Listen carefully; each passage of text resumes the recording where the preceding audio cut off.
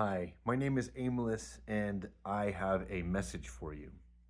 This is something that I think about often, and I've used it a lot for my own healing, which is why I want to share it with you. But this is not one of those things that I normally share with people because it can be strange to talk about. And, well, I'm going to keep it a little abstract.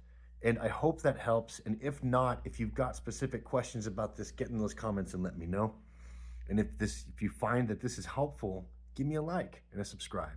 I've got more stuff that I want to share, and I would love to have you here for it. So let's get into it. I'm going to use a phrase, and I'm going to have zero attachment to anybody else's definition of it. Quantum thinking. Have you ever heard of this idea? Well, you've heard of Schrodinger's cat? You know, the cat in the box with the poison, and the cat is both dead and alive at the same time. It is very much in that kind of feel. But it is more aligned with, if you've read the book Name of the Wind by Patrick Rothfuss, there's this concept in there called the alar. And imagine holding a coin, and somebody tells you, when you drop that coin, you must believe beyond any shadow of a doubt that it will not fall, that it will stay suspended exactly where you release it. And no matter how many times you drop the coin and it still falls, you still have to hold that belief. You have to keep focusing and trying. And then when you break your head doing that exercise, then and only then do you believe that it both will fall and won't fall at the same time. You see, it's about belief. I'm taking this idea of the wave function and how it collapses into your mental reality. That's what I mean by quantum thinking. Now, I'm not trying to say that you can stop a coin or make it hover. Maybe you can. If you can, show me, because I want to know. But what I have found this useful for is, one, identifying limiting beliefs, and two, eliminating them, finding doubts and dispelling them. Quantum thinking, quite simply, for me, has been one of the most empowering practices that I have put to play in my healing journey, which is why I am sharing it with you right now. So, what is quantum thinking? It is believing that something both is and is not. And I am talking about personal empowerment here. That is the application. So let's say that you have a problem getting out of the house. Oh, I can't leave right now.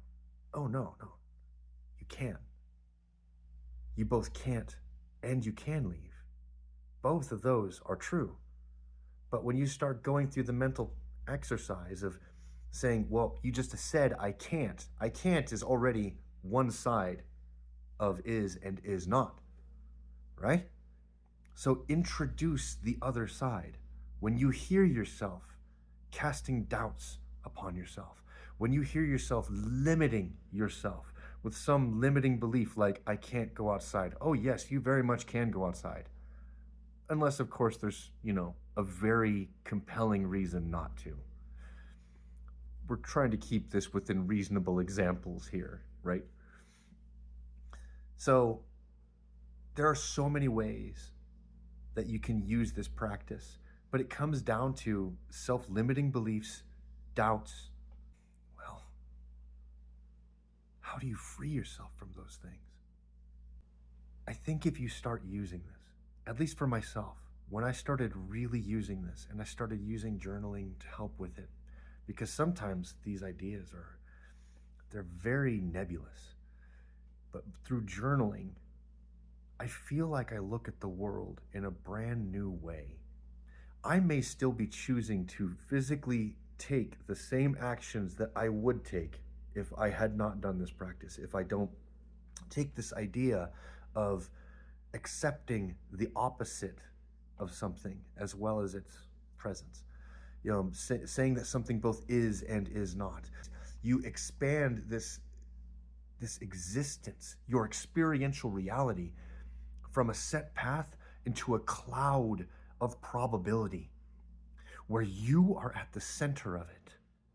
And as you sit inside this new cloud of probability, you might find that a particular is and is not, you're more attached to the is, but you desire to go to the is not. That is that which resists. And that is something that you can work on. And suddenly you can start trying to look at the world through this cloud of probability and find a new path.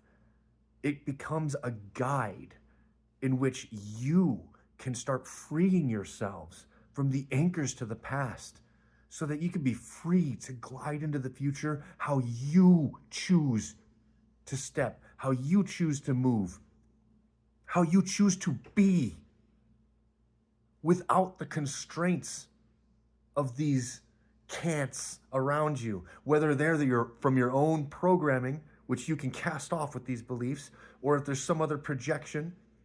You will start opening your perspective. It opens your mind. It really does. And here's the beautiful thing. You still get to choose in the center of it. Nothing about what I'm suggesting makes you make a different choice. I'm trying to say that this is empowering.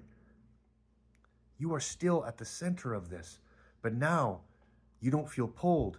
You feel guided towards your desires, towards your intuitions.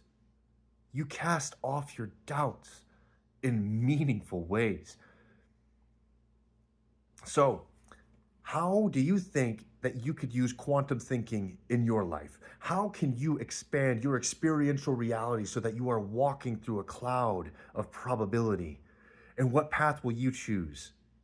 What are some simple ways that you can apply quantum thinking into your world? What have you already done? You might have already done this, right? You might just, this is now just a different phrase that you're gonna use to describe it to other people. I don't know. I hope this helps. I hope it's not too abstract. It should be, I think it's simple enough, but if not, get in those comments, let me know. At any rate, I hope this finds you well. I wish you well on your healing journey. My name is Aimless, and I love thee.